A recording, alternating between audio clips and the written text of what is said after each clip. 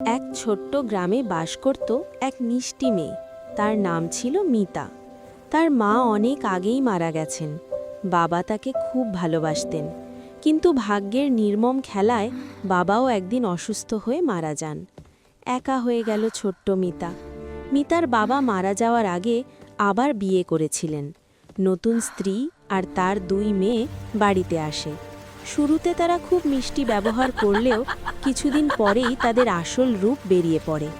মিতাকে সারা দিন কাজ করতে হতো, ঘর মোছা, বাসন ধোয়া, রান্না, সব কিছু।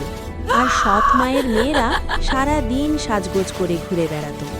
তবুও মিতা কখনো অভিযোগ করত না। এত কষ্টের মাঝেও মিতা সবার সাথে ভালো ব্যবহার করত। পথের কুকুরকে খাবার দিত, পাখিদের জন্য পানি রাখত। তার চোখে ছিল দুঃখ, কিন্তু হৃদয়ে ছিল দয়া। একদিন গ্রামে ঘোষণা এলো, রাজপ্রাসাদে বড় অনুষ্ঠান হবে, রাজপুত্র বিয়ে করবে।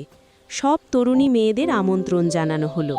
মিতা যেতে চাইলেও সৎমা বলল, তুই যাবি না, তোর কাজ শেষ কর। সৎমায়ের মেয়েরা নতুন জামা পরে প্রস্তুত হলো। মিতা একা ঘরে কাঁদতে লাগল। হঠাৎ এক আলো ঝলমল করে উঠল। এক সুন্দরী পরী হাজির হলো। সে বলল, ভয় পেও না মিতা, তোর ভালো মনই তোর শক্তি। পরী মিতাকে সুন্দর পোশাক দিল এবং তাকে বলল যে তোমায় 12টার আগে বাড়ি ফিরে আসতে হবে। সে রাজপ্রাসাদে পৌঁছল। রাজপুত্র তার ভদ্রতা আর সৌন্দর্যে মুগ্ধ হল।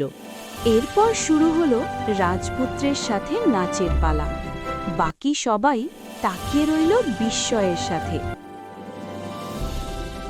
কিন্তু ঠিক 12টার আগেই মিতা দৌড়ে পালালো। রাজপুত্র হারানো জুতোর মালিককে খুঁজতে লাগল। সব ঘর ঘুরে শেষে মিতার ঘরে এলো। জুতো মিতার পায়ে একদম ঠিক বসল। সৎ মা আর তার মেয়েরা লজ্জায় মাথা নিচু করল। রাজপুত্র মিতাকে বিয়ে করল। মিতা সৎ মাকে ক্ষমা করল। সবাই বুঝল, ভালো মন আর ধৈর্যই জীবনের সবচেয়ে বড় শক্তি। ভালো ব্যবহার কখনো বৃথা যায় না।